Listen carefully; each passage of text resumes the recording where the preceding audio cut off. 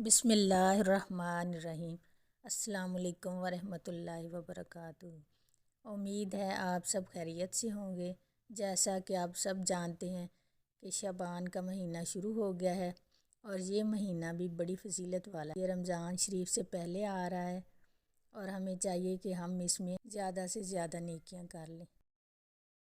جو ہمارے روزے رہ گئے ہیں پہلے، وہ ہمیں چاہیے کہ وہ بھی ہم رکھ لیں۔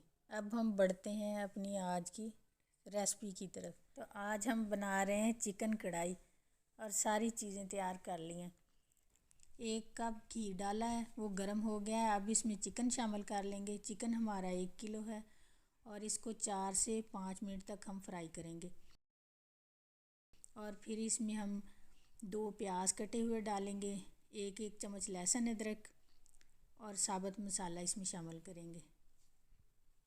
اب اس میں 2 چمچ کٹی ہوئی سرخ مرچ، 1 چمچ ہلدی اور نمک حسب ذائقہ ڈالیں گے۔ اب اسے پکتے ہوئے 7 سے 8 منٹ ہو گئے ہیں۔ اب اس میں 1 پیالی ہم ٹماٹر کا پیسٹ شامل کریں گے۔ ٹماٹر کا پیسٹ شامل کیا ہے اور شامل کرنے کے بعد اسے بھونیں گے۔ بھوننے کے بعد اب ہم اس میں 1 پیالی دہی شامل کریں گے۔ دہی ہماری پھینٹی ہوئی ہے۔ اب اس میں دھنیا بھی ڈال لیں گے۔ اب اسے پکتے ہوئے 12 سے 15 منٹ ہو گئے ہیں۔ اب ہم اس میں 2 چمچ سویا سوس اور 3 چمچ چلی سوس، 1 چمچ سرکہ شامل کریں گے۔ اب اس میں 3 سبز مرچیں کاٹ کر ڈال لیں گے، دھنیا اور میتھی ڈالیں گے۔ اسے پکتے ہوئے تقریباً 18 سے 20 منٹ ہو چکے ہیں۔